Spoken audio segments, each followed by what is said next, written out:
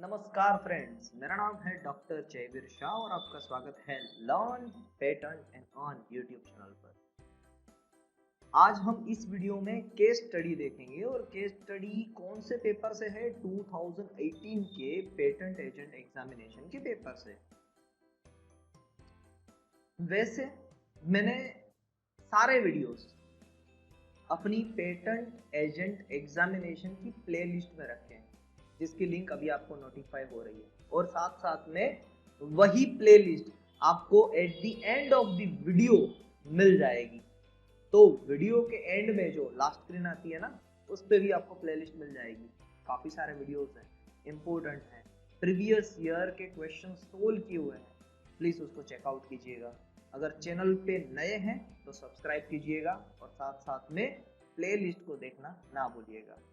Okay, चलिए बात करते हैं 2018 की केस स्टडी। जो फर्स्ट केस स्टडी है वो है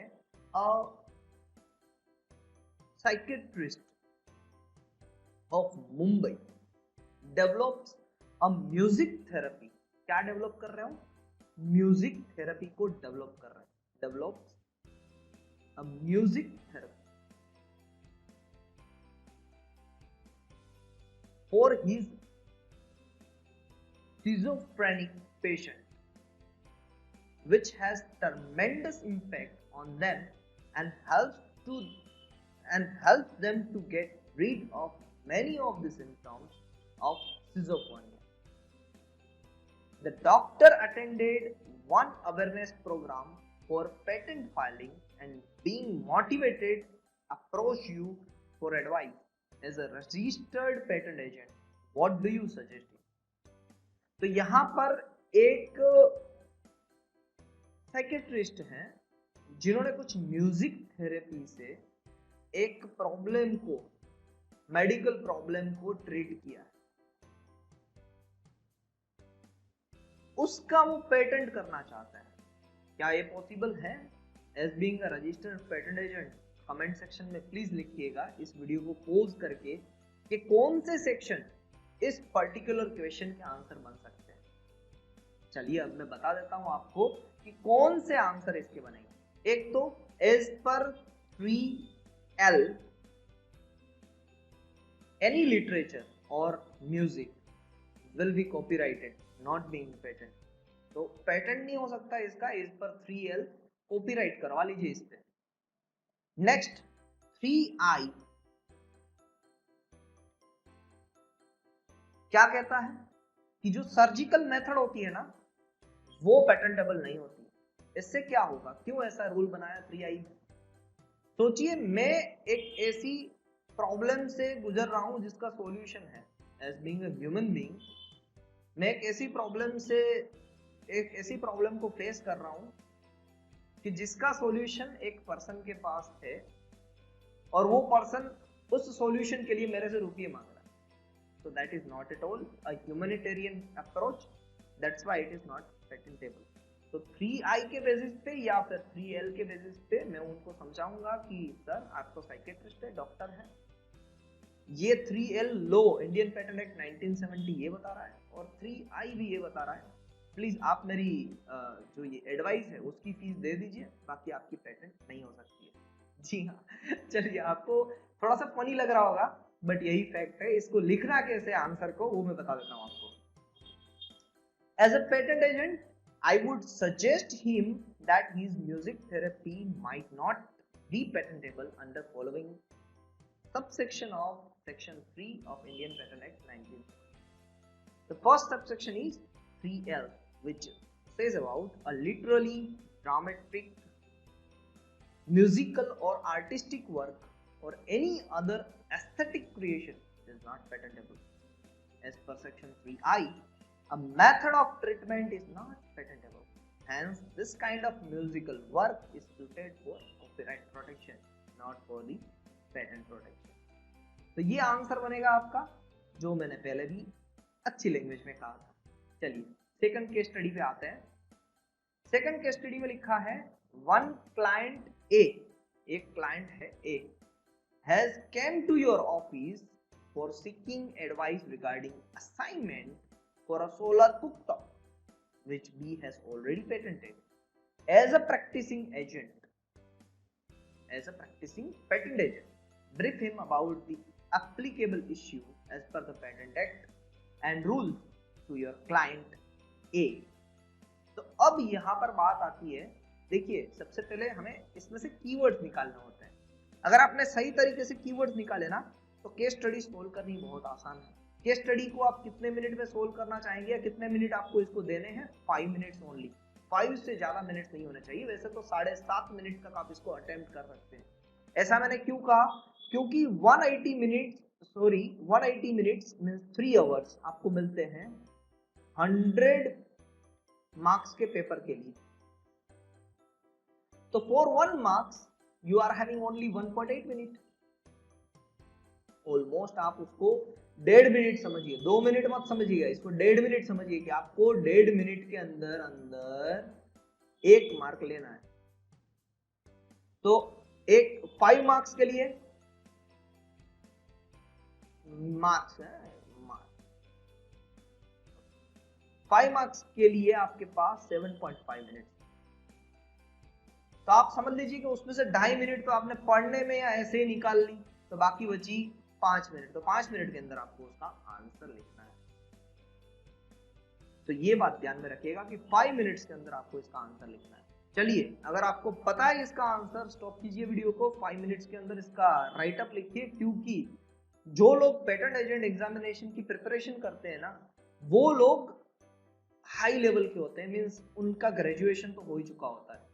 तो ऐसे ही वो लोग आंसर जानते होते हैं मगर राइटिंग प्रैक्टिस नहीं होती है। तो आई एडवाइज यू कि आप इसको पोज कीजिए और आंसर अपनी मैनर में लिखिए, फिर हम उसको कंपेयर करेंगे। चलिए, अब यहाँ पर कीवर्ड क्या है? तो कीवर्ड है यहाँ पर असाइनमेंट। अगर ये कीवर्ड को आपने पकड़ लिया ना तो आपके पास सही आंसर अपने आप दौड़ा चला आएगा।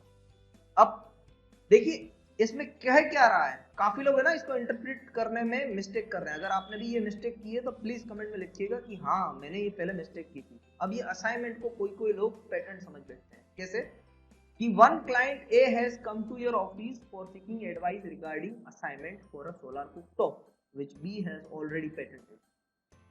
As a practicing patent agent brief him about the applicable issue as per the patent act and rules to your client ए।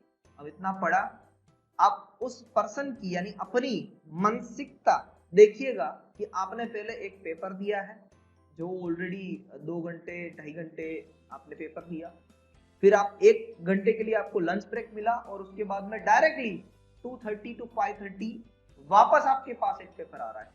यानी 1 या 1.5 घंटे का बीच में आपको टाइम मिला दिमाग को फ्रेश करने के लिए, बाकी वापस आप कंटिन्यू मैनर में एग्जाम दे रहे हैं। दोनों एग्जाम 1 by 1 है, इसलिए सेकंड एग्जाम में जब ये बैठते हैं ना हम लोग एग्जाम देने के लिए, तो हमारा दिमाग नहीं चलता है उतना ज्यादा कैचअप करने के लिए। जैसे हम सो के उठे और अभी देख रहे हैं वीडियो तो उतना नहीं चलता है।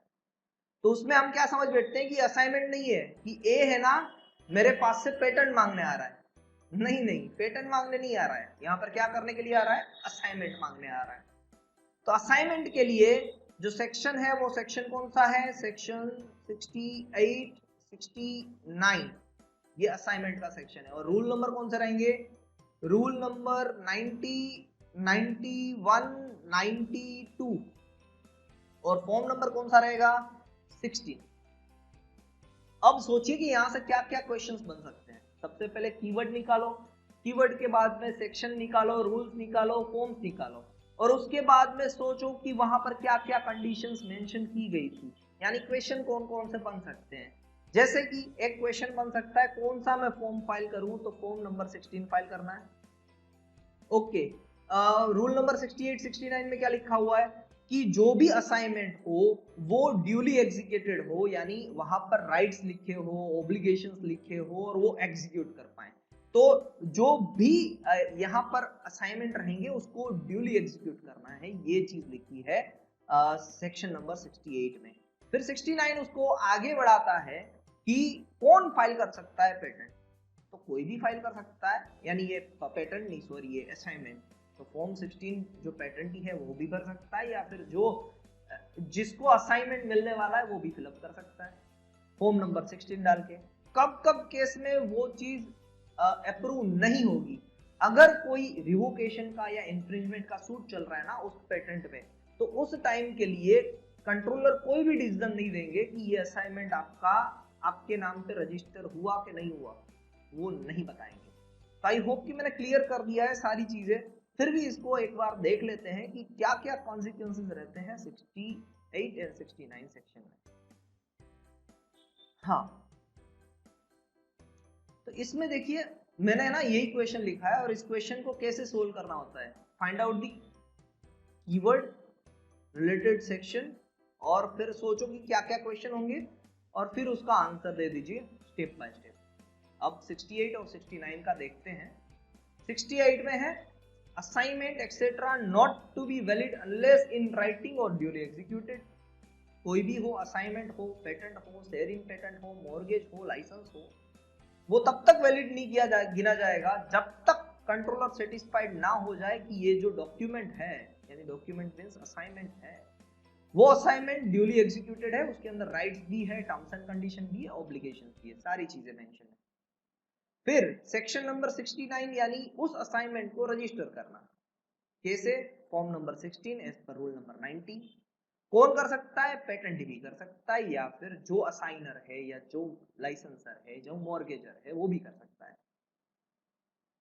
कंट्रोलर अगर सेटिस्फाइड हो गए तो रजिस्टर में नाम लिख देंगे, मगर अगर कोई डिस्प्यूट चल रहा है, कोई इंफ्रिंजमेंट सूट चल रहा है या फिर कोई रिवोकेशन सूट चल रहा है, तो उस केस में वहां पर पेंडिंग हो जाएगी वो एप्लीकेशन, तब तक के लिए कंट्रोलर कोई असाइनमेंट नहीं देंगे। और हाँ, एक खास चीज जो यहाँ पर आपको मेंशन नहीं दिखाई दे रही है, आप कंट्रोलर को ऐसी रिक्वेस्ट कर सकते हो, अगर आप असाइनमेंट लेना चाहते हो ना किसी से भी, तो ऐसी रिक्वेस्ट कर सकते हैं कंट्रोलर को कि सर जी मेरा नाम डिक्लेयर मत कीजिएगा अनटिल एंड अनलेस अगर कोई कोर्ट केस हो जाए तो मेरा नाम डिक्लेयर कीजिएगा कि मैंने यहाँ से लाइसेंस लिया है, मैंने यहाँ से असाइनमेंट लिया है। तो कंट्रोलर के पास उतना पावर है कि हाँ, अगर वो आपकी रिक्वेस्ट एक्सेप्ट करते हैं तो वो किसी को डिक्लेयर नहीं करेंगे अनटिल एंड अनलेस वहां पर कोई कोर्ट सूट ना हो।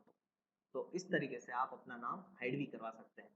तो ये रहा पूरा आंसर इस सेक्शन का। बस इसी तरीके से हमें आंसर्स निकालने हैं और जानने हैं डिफरेंट डिफरेंट केस स्टडीज को। अगर आपको वीडियो अच्छा लगा है, एक्सप्लेनेशन अच्छा लगा है, तो प्लीज लाइक कर दीजिएगा।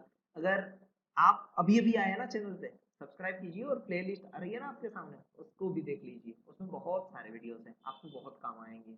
तब तक के लिए मैं जयवीर शाह अलविदा लेता हूँ आपसे। Thank you very much. Have a nice day.